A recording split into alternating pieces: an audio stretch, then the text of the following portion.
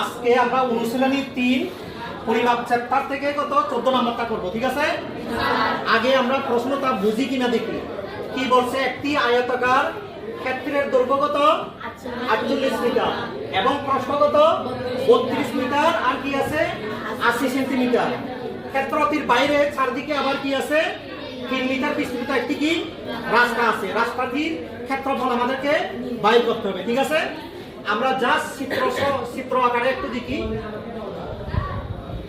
এটা একটি কি আয়তাকার বা যে কোনো একটা পুকুর ধরতে পারে, ঠিক আছে? কি আছে দৈর্ঘ্যের দিকে কত আছে বলো 48 মিটার, তারপরে প্রস্থের দিকে কত আছে 32 মিটার আর কত 80 সেন্টিমিটার, ঠিক আছে?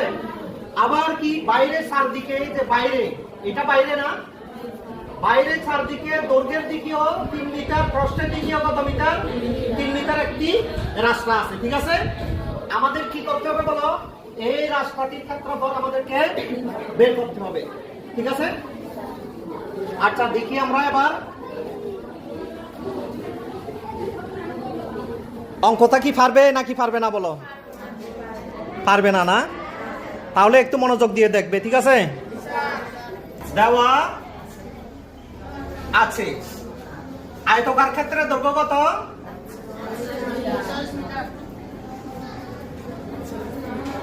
আয়তাকার ক্ষেত্রে দৈর্ঘ্য কত মিটার 48 মিটার এবং আয়তাকার ক্ষেত্রের প্রস্থ কত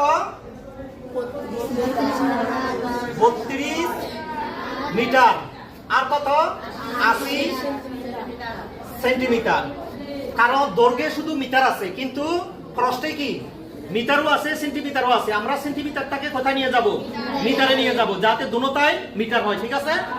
তাহলে আমরা যদি এটা মিটারে নিয়ে যাই 32, তারপরে কি হবে যোগ, তারপরে কত হবে সেন্টিমিটারটাকে যখন মিটারে নিয়ে যাব তখন কি হবে 1 মিটার সমান কত 100 সেন্টিমিটার। তাহলে 100 ভাগের কত 80, তাহলে এই দুটোটাই কি হবে এখন মিটার, ঠিক আছে? নি আমরা এখানে লিখে দেব যেহেতু 1 মিটার সমান কত 100 সেন্টিমিটার, তাহলে 32 যোগ 80 কে 100 দিয়ে ভাগ দাও কত হয় তাড়াতাড়ি 0.8, তাহলে মিটার। এখন আমরা যোগ করি কত হয় 32.8 মিটার। তাহলে আমরা প্রস্থ দৈর্ঘ্য মিটার